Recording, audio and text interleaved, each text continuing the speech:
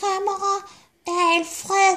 Rositoen er ikke lige nu, så jeg har tænkt mig at gå i gang med at lave sovs til aftensmad. Og det skal være morfars brune sovs. Og der skal vi bruge et piskeris. Jeg har lige en hemmelig hjælpende hånd. Jeg kan nemlig også være sjov. Og så skal vi have en masse ingredienser, som skal blandes ordentligt sammen efter en opskrift, så det virker. Og der skal ikke flora i det, for dem skulle jeg meget gerne have fanget alle sammen, så der er ikke nogen, der får fluesovs. Hej Emma, det er Rositas tv-show. Det havde vi forhåbentlig ikke glemt. Hvad laver vi, Alfred? Vi laver brun sovs, har jeg fået at vide. Jeg har lyttet ved dørene her.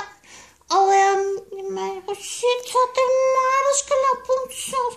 Ja, og ved du hvad, hvis du lige gider gå ud og hente en ordentlig stor gryde.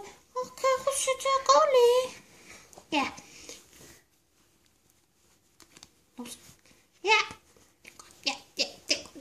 Ja, så er vi tilbage.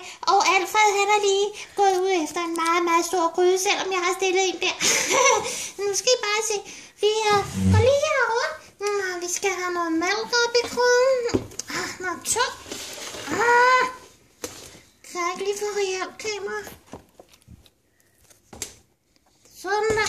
Ja, så er det mælk, og vi skal have noget kalender, vi skal have noget mel, og det hele skal rodes sammen, så skal vi have bouillonterning, og så skal vi bare lige rode det hele sammen i 2 sekunder.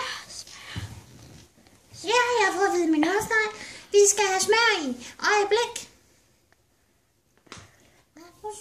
Så hvad lavede du? Ja, smør det. Ja, sådan.